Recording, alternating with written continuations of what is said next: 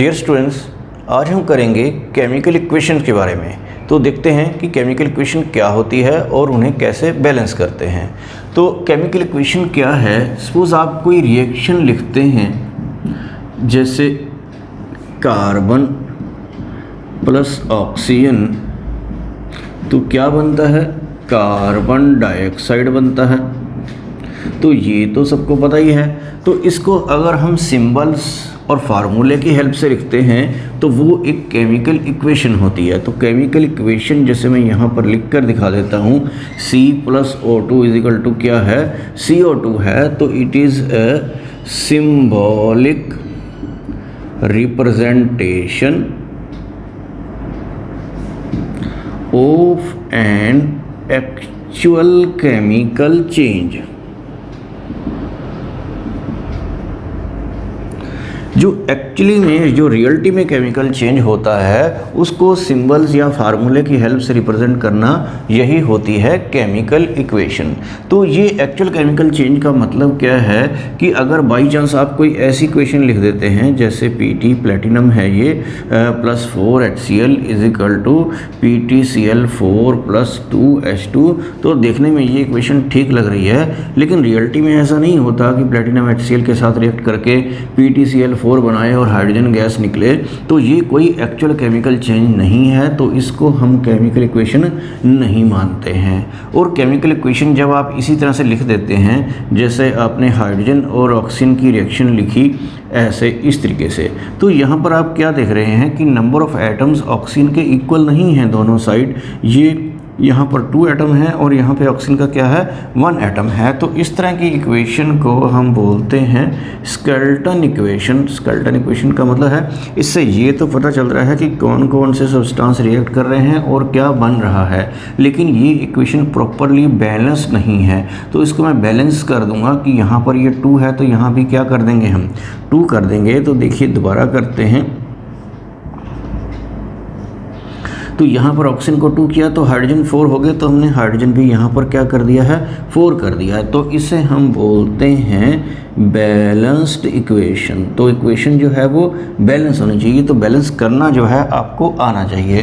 तो आपको समझ में आ गया होगा कि केमिकल इक्वेशन क्या होती है, the symbolic representation of an actual chemical change, और वो केमिकल चेंज रियलिटी में होना चाहिए और वो इक्वेशन जो है प्रॉपरली बैलेंस होना चाहिए। तो आगे हम देखते हैं कि इक्वेशन को बैलेंस कैसे कर सकते हैं। तो आगे देखते हैं कि इक्वेशन को हम कैसे बैलेंस करते हैं बैलेंसिंग ऑफ केमिकल इक्वेशन में। तो इसके लिए मैं आपको कोई एग्जांपल से समझा देता हूँ। सपोज हम कोई रिएक्शन ले लेते हैं नाइट्रोजन और हाइड्रोजन की, तो ये क्या बनाता है, अमोनिया बनाता है। तो अमोनिया का फार्मूला क्या होता है, NH3।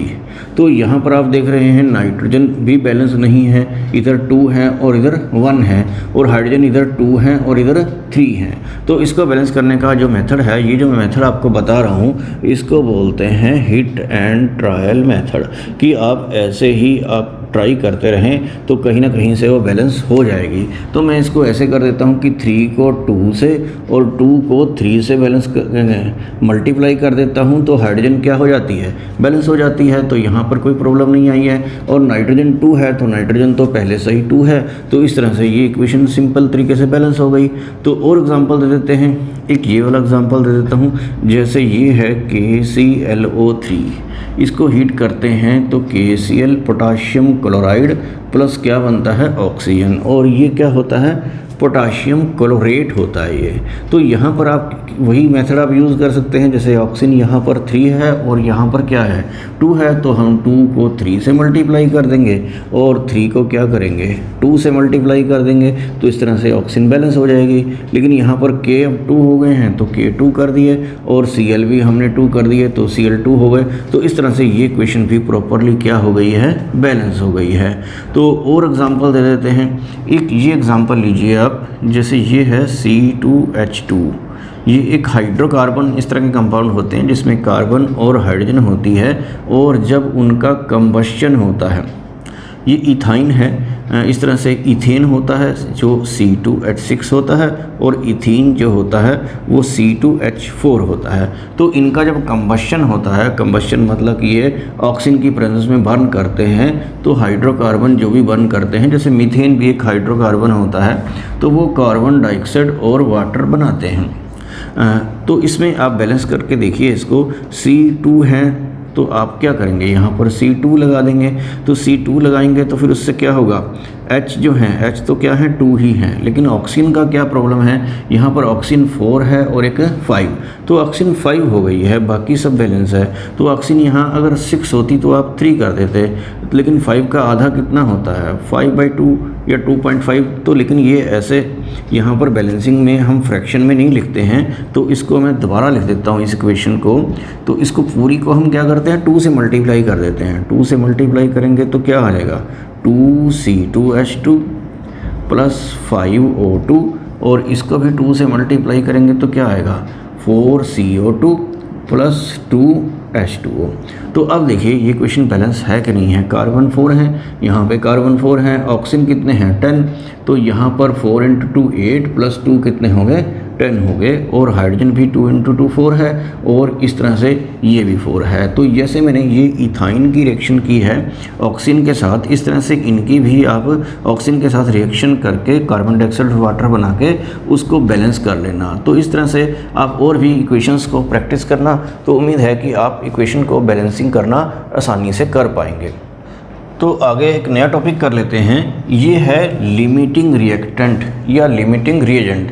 तो आपको समझना है कि किसी रिएक्शन में जब कोई रिएक्शन होती है तो उसमें लिमिटिंग रिएक्टेंट या लिमिटिंग रिएजेंट क्या होता है। तो जो रिएक्शन में रिएक्ट करता है सब्सटेंस उसको तो रिएक्टेंट बोलते हैं, और जो चीज़ बनती है उसे क्या बोलते हैं प्रोडक्ट। तो रिएक्टेंट कौन सा लिमिटिंग होता है, वो वही होता है which is used, the reactant which is used first in the reaction. तो जो पहले यूज़ हो जाता है मतलब कंज्यूम हो जाता है, आप यहाँ पे कंज्यूम भी लिख सकते हैं, which is consumed first in the reaction is called as limiting reactant और रिएजेंट। तो ये वो रिएक्टेंट होगा जो बचेगा नहीं, तो जो कम्प्लीटली रिएक्ट कर जाता है। तो आप यूँ भी लिख सकते हैं the reactant which react completely in the reaction is called as limiting reactant. तो इसको मैं किसी एग्जाम्पल से समझा देता हूँ। तो मान लीजिए आप हाइड्रोजन और ऑक्सीजन की रिएक्शन लेते हैं, तो आपको पता है क्या बनता है H2O। तो अभी आपको इसको बैलेंस करना है, तो बैलेंस करना आप समझ गए थे कि ये 2 है यहाँ पर, और यहाँ पे भी क्या करना है आपको 2 लगाना है। तो इस रिएक्शन में आप क्या समझेंगे कि इसके 2 मोल इसके 1 मोल से ऑक्सीजन के 1 मोल से रिएक्ट करके 2 मोल्स ऑफ H2O बनाते हैं। तो सपोज़ आप हाइड्रोजन और ऑक्सीजन आपको इक्वल क्वांटिटी में दी हैं, तो सपोज़ आपको गिवन है कि 2 moles of hydrogen 2 moles of oxygen के साथ रिएक्ट करेंगी।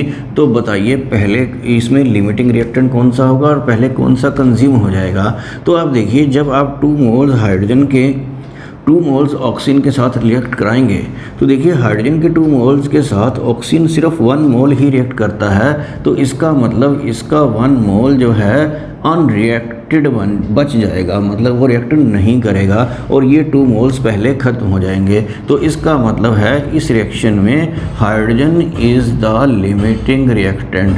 तो हाइड्रोजन ही इस रिएक्शन में क्या है लिमिटिंग रिएक्टेंट है। तो ये आप आसानी से समझ गए होंगे कि कौन सा रिएक्टेंट लिमिटिंग रिएक्टेंट होता है, जो रिएक्शन में पहले कंज्यूम हो जाए और जो बिल्कुल रिएक्ट करके बिल्कुल कुछ ना बचे, तो जो अनयूज्ड नहीं बचता है तो वही लिमिटिंग रिएक्टेंट होता है। तो इस तरह से ये है लिमिटिंग रिएक्टेंट। इसको और अच्छे से समझने के लिए हम आपको कुछ न्यूमेरिकल्स कराते हैं, तो वो देखिए। तो आगे क्वेश्चन कर लेते हैं। तो ये क्वेश्चन आप देखिए क्या है, 56 gram of nitrogen and 10 gram of hydrogen gas are mix to form ammonia. तो उनसे मिक्स करके अमोनिया गैस बनती है। Calculate the mass of ammonia form, कि अमोनिया गैस कितनी बनेगी, and find the limiting reactant. तो ये जो दोनों चीज़ें रिएक्ट करेंगी तो इसमें लिमिटिंग रिएक्टेंट कौन सा होगा ये भी आपको फाइंड आउट करना है। तो कैसे इसको सोल्व करेंगे वो देखिए। तो हम पहले रिएक्शन लिखते हैं। तो रिएक्शन कैसे लिखेंगे, nitrogen plus hydrogen is equal to क्या है अमोनिया, तो इसको आपको क्या करना है, बैलेंस करना है। तो आपको पता है कि ये 3 को हम 2 से और 2 को 3 से मल्टीप्लाई करेंगे। तो यहाँ पर आप क्या देख रहे हैं कि 1 मोल जो नाइट्रोजन के हैं वो 3 मोल ऑफ हाइड्रोजन से रिएक्ट करा के 2 मोल ऑफ अमोनिया बनेंगे। तो यहाँ पर एक और प्रॉब्लम है कि आपको इनके मासेस दिए हैं, मोल्स नहीं। तो या तो इसके मोल्स बना लीजिए या मोल के मासेस बना लीजिए, तो उससे क्वेश्चन हो जाएगा। तो आप ज़रा इधर देखिए कि नंबर ऑफ मोल्स जो हैं नाइट्रोजन के कितने मोल्स अवेलेबल हैं आपके पास। तो नाइट्रोजन का मास तो है 56 ग्राम और उसका मॉलिक्यूलर मास से आप डिवाइड कर देंगे तो नंबर ऑफ मोल बन जाएंगे, जैसा कि आपने मोल कंसेप्ट में पढ़ा है। तो नाइट्रोजन N2 का मॉलिक्यूलर मास कितना है, N का 14 होता है, तो ये 28। तो number of moles of nitrogen तो आ गया है 2। और इसी तरह से number of moles of hydrogen जो है आप कैलकुलेट कीजिए। हाइड्रोजन कितने दिए हैं, 10 ग्राम, तो 10 को उसके मॉलिक्यूलर मास से डिवाइड कीजिए तो उसका मॉलिक्यूलर मास कितना है 2, तो यहाँ पर आ गया 5।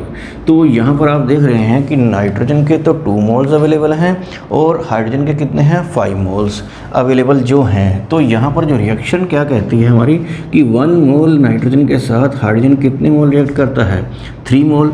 तो नाइट्रोजन है कितनी, 2 मोल्स। तो आप बताइए कि 2 मोल्स के साथ हाइड्रोजन कितनी रिएक्ट करेगी। तो ये आप ये यूनिटरी मेथड से लिख लीजिए, 1 mole of nitrogen react with 3 moles of hydrogen. तो 2 मोल्स कितने से रिएक्ट करेगी, तो नेचुरली आप समझ गए होंगे 2 से मल्टीप्लाई हो जाएगा तो वो कितना आ जाएगा, 6 मोल्स आ जाएगा। तो यहाँ पर आप देख रहे हैं कि नाइट्रोजन के 2 मोल्स के साथ जो हाइड्रोजन रिएक्ट करनी चाहिए वो 6 मोल करेगी, लेकिन हमारे पास तो क्या है, ओनली 5 मोल्स ऑफ हाइड्रोजन है। तो इसका मतलब क्या हुआ, इसका मतलब ये हुआ कि ये हाइड्रोजन हमारे पास रिक्वायरमेंट से कम है।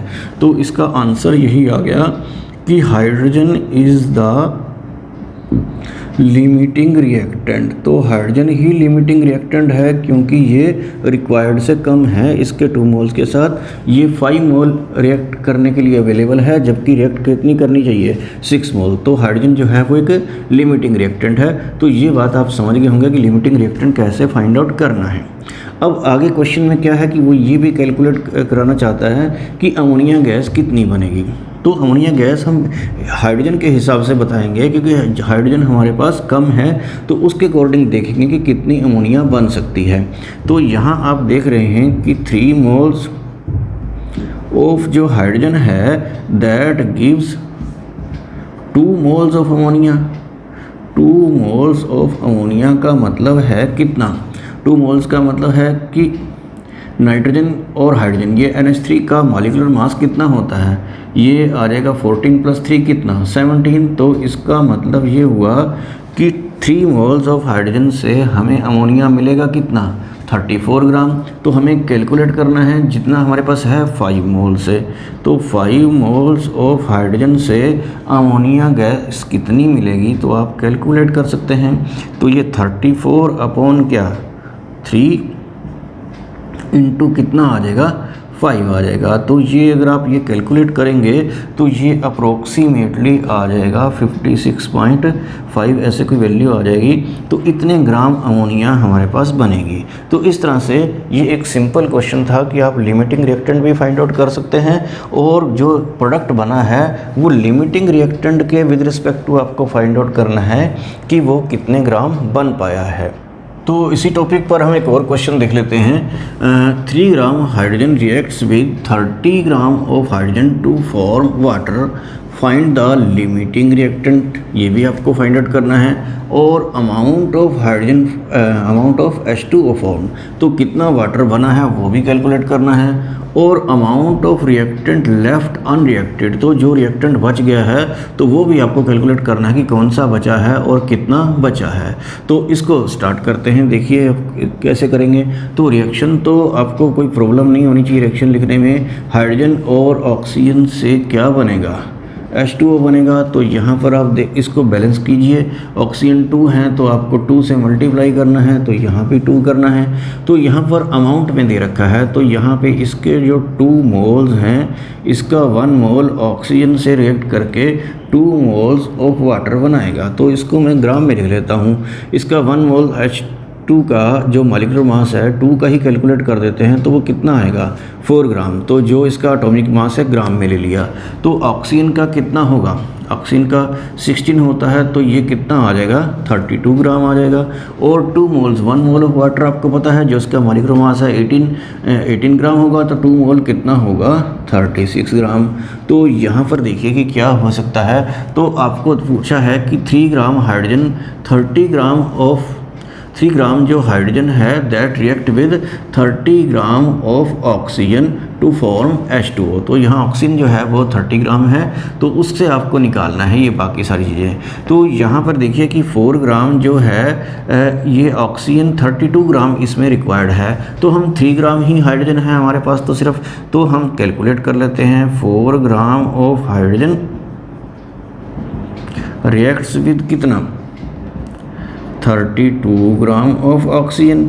तो हमारे पास हाइड्रोजन कितनी है 3 ग्राम, तो 3 ग्राम हाइड्रोजन कितने सेलेक्ट करेगी वो आप आसानी से कैलकुलेट कर लेंगे। तो 4 से डिवाइड करना है और 3 से मल्टीप्लाई करना है, तो ये आपके पास आ जाएगा 24 ग्राम ऑफ ऑक्सीजन। तो यहाँ से आप क्या समझे कि जितनी भी आपके पास हाइड्रोजन है उसके साथ आपका 24 ग्राम ऑक्सीजन ही सिर्फ रिएक्ट करेगी। तो इसका मतलब रिएक्शन में ऑक्सीजन बच कितनी जाएगी। तो आपको एक तो ये बात क्लियर हो गई कि हाइड्रोजन पहले कंज्यूम होने वाली है इस रिएक्शन में। तो इस बात का आंसर जो है पहले क्वेश्चन का कि लिमिटिंग रिएक्टेंट क्या है, तो उसका आंसर तो आ गया है हाइड्रोजन इज लिमिटिंग रिएक्टेंट। और दूसरी बात आपको क्या पता है कि ये अमाउंट ऑफ ये वाटर ये बाद में कैलकुलेट कर लेते हैं, amount of reactant left unreacted. तो अनरिएक्टेड जो अमाउंट है किसकी बची है ऑक्सीजन की, क्योंकि ऑक्सीजन हमारे पास कितनी है 30 ग्राम और हमारे पास रिएक्ट कितनी की है 24 ग्राम। तो अमाउंट ऑफ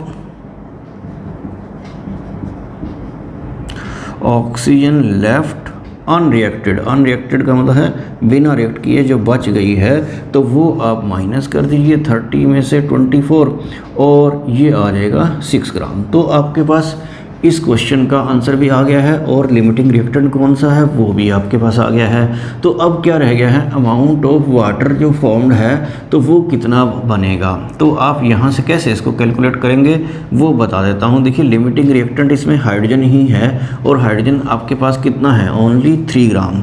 तो 3 ग्राम से 4 ग्राम से वाटर बनता है कितना 36 ग्राम और 3 ग्राम से आपको कैलकुलेट करना है, तो वो हम आगे कैलकुलेट कर देते हैं। तो इसका ये वाला पार्ट रह गया, तो ये कैलकुलेट करते हैं अमाउंट ऑफ वाटर फॉर्म। तो यहाँ देख रहे हैं आप 4 ग्राम ऑफ हाइड्रोजन गिव्स कितना 36 ग्राम ऑफ वाटर और आपके पास हाइड्रोजन है कितनी 3 ग्राम। तो 3 ग्राम ऑफ हाइड्रोजन से कितना वाटर बनेगा तो ये आप आसानी से कैलकुलेट कर पाएंगे। ये कितना आ गया 4 से डिवाइड किया और 3 से मल्टीप्लाई किया, तो ये कितना आ जाएगा 27 ग्राम ऑफ H2O। तो इस तरह से ये भी आंसर आ गया और ये दोनों हमने अभी फाइंड आउट कर लिए थे। तो इस तरह से लिमिटिंग रिएक्टेंट के क्वेश्चन आप आसानी से कर सकते हैं, तो आपको इनको प्रैक्टिस कर लेनी है।